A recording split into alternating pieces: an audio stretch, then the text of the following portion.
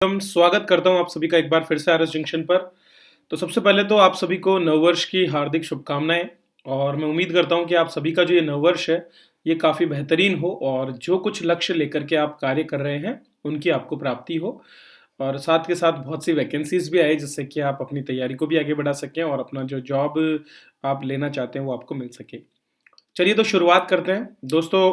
1 और 2 जनवरी 2021 की आज की हमारी करंट अफेयर्स पर हम बात करेंगे और जो पिछला वर्ष है 2020 का उसके सभी करंट अफेयर्स जो है वो मैंने पीडीएफ में कंपाइल करके पूरे 1 जनवरी से 31 दिसंबर 2020 तक वो आपको अवेलेबल करवा दिए मैंने।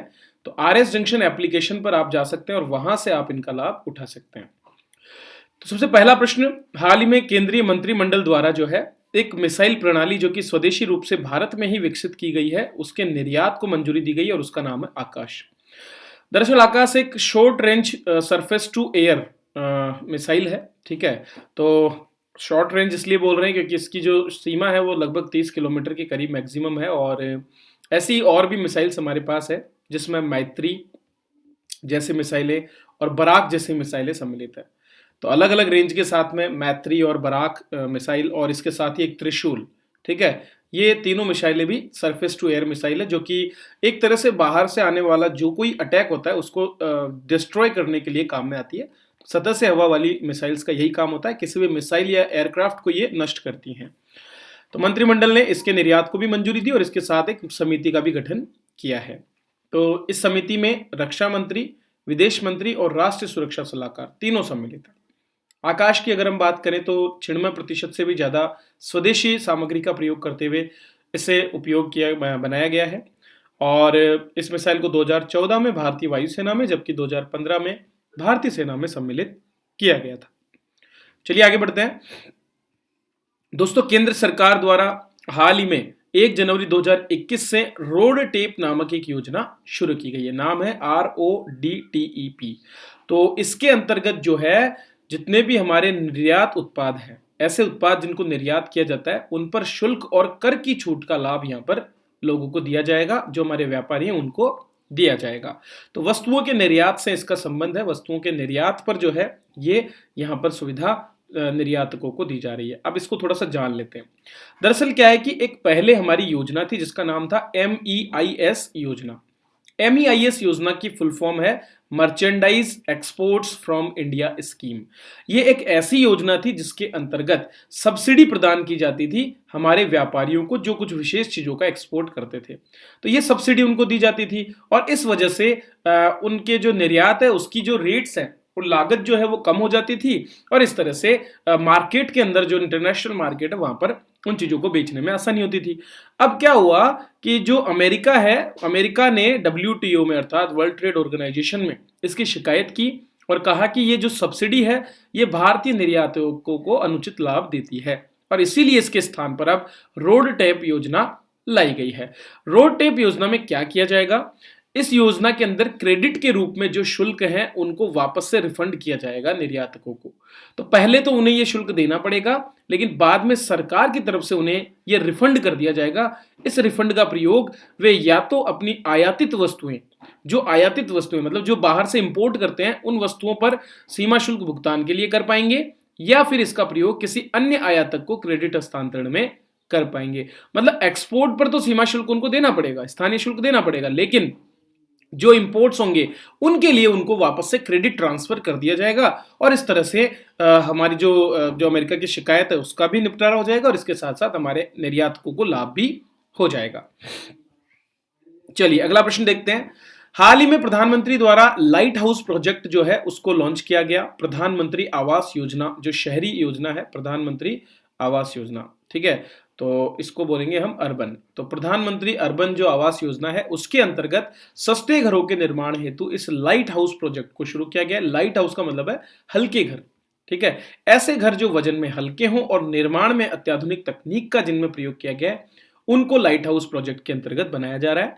तो एक प्रोग्राम चलाया गया था जिसका नाम था ग्लोबल हाउसिंग टेक्नोलॉजी चैलेंज।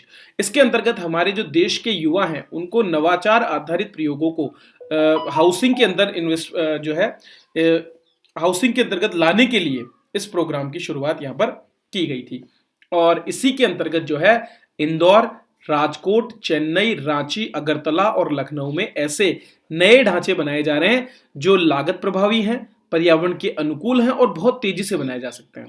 तो हर एक स्थान पर लगभग 1000 ऐसे घर बनाए जाएंगे और आने वाले टाइम में इसको अन्य जगहों पर भी लागू किया जाएगा। एक और जो एक प्रोग्राम चलाया गया था जिसका नाम था अफोर्डेबल सस्टेनेबल हाउसिंग एक्सेलरेटर्स, अर्थात आशा इंडिया। आशा इंडिया के नाम से एक और प्रोग्राम चलाया गया था जिसमें इस तरह के सस्टेनेबल हाउसिंग को बढ़ावा देने वाले लोगों को पुरस्कार भी हाल ही में दिए गए हैं। प्रधानमंत्री आवास योजना अर्बन जो है PMAYU मिशन के अंतर्गत, तो ये सब मिशन के अंतर्गत ये दिया गया है। चलिए हम एक बार देख लेते हैं कि कौन कौन सी टेक्नोलॉजी यहाँ पर उपयोग होगी। इंदौर की बात करें तो इंदौर में pre fabricated sandwich panel system का प्रयोग होगा, जहां पर ईंट और पत्थर के बजाय ईंट और रोड़ी का प्रयोग ना करके और इनके स्थान पर प्रयोग किया जाएगा सैंडविच पैनल्स, जो ऑलरेडी ईंटों के ब्लॉक्स बने होंगे जो जुड़ जाएंगे आपस में। तो उनमें जैसे आपने देखा होगा, जैसे ब्लॉक्स को जोड़ा जाता है ना, आपने देखा होगा इस तरह के ब्लॉक्स होते हैं और वो आपस में एक दूसरे में फिट हो जाते हैं। तो यहां पर भी उन्हीं का प्रयोग यहां पर किया जाएगा और आपस में इनको फिट किया जाएगा।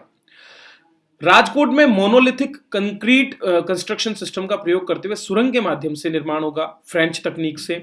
इसी तरह से अमेरिका की तकनीक का प्रयोग करके प्रीकास्ट कंक्रीट कंस्ट्रक्शन सिस्टम का प्रयोग होगा, जिनको असेंबल किया जाएगा डायरेक्टली जो भी लोकेशन है वहां पर। तो ये चेन्नई में ऐसा किया जाएगा। इसी तरह रांची की बात करें तो वहां पर 3D कमरे पहले से बना दिए जाएंगे और उन कमरों को जैसे हम ब्लॉक्स जोड़ते हैं उसी तरह से जोड़ दिया जाएगा। अगरतला में लाइट गॉज स्टील स्ट्रक्चर का प्रयोग करते हुए और जो है घरों का निर्माण किया जाएगा। और लखनऊ में stay in place framework system को बनाया जाएगा।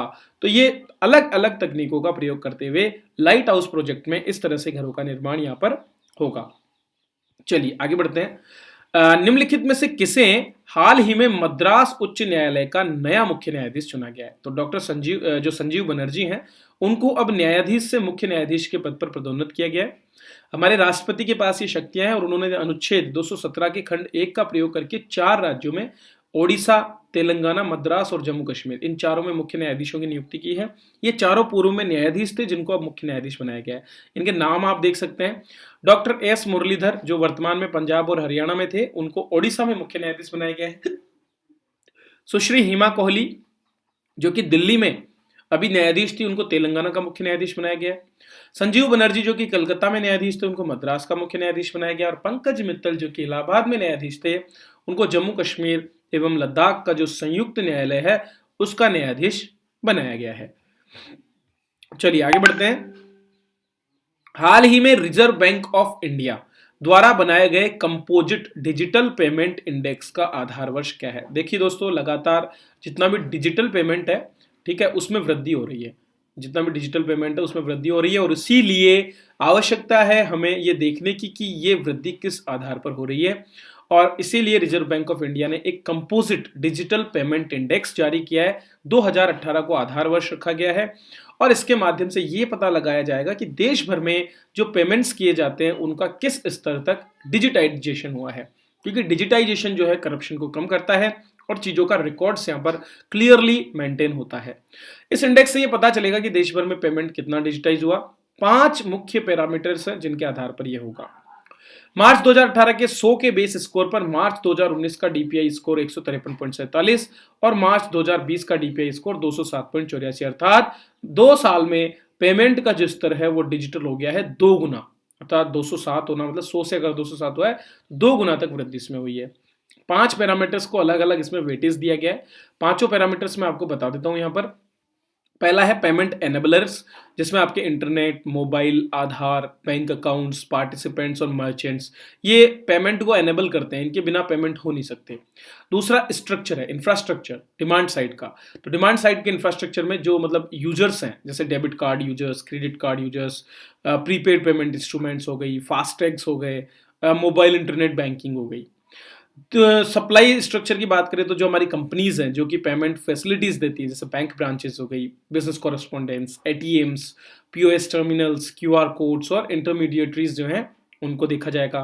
पेमेंट परफॉर्मेंस की बात करें तो वॉल्यूम और वैल्यू के हिसाब से, यूनिक यूजर्स कितने जुड़े, पेपर क्लियरिंग कितनी रही, करेंसी और करेंसी सर्कुलेशन में कितनी है, क्योंकि करेंसी कम होगी अगर आपका डिजिटल पेमेंट बढ़ रहा है, और कैश विड्रॉल में कितनी कमी आ रही है। इन चीज़ों से आपका पेमेंट परफॉर्मेंस तय होगा। और लास्ट आता है कंज्यूमर सेंट्रिसिटी, मतलब कंज्यूमर्स को कितना ज़्यादा आप प्रिफर कर रहे हैं, अवेयरनेस और एजुकेशन कितनी है, डिक्लाइंस कितने हुए, कंप्लेंट्स कितनी हुई, फ्रॉड्स कितने हुए, और सिस्टम डाउन टाइम कितना रहा। ये सारी चीज़ें मिलकर के और आपका जो ये डिजिटल पेमेंट इंडेक्स है उसकी रैंकिंग्स को निर्धारित करेगी, दर्शाएगी कि कितनी वृद्धि इसमें हो रही है।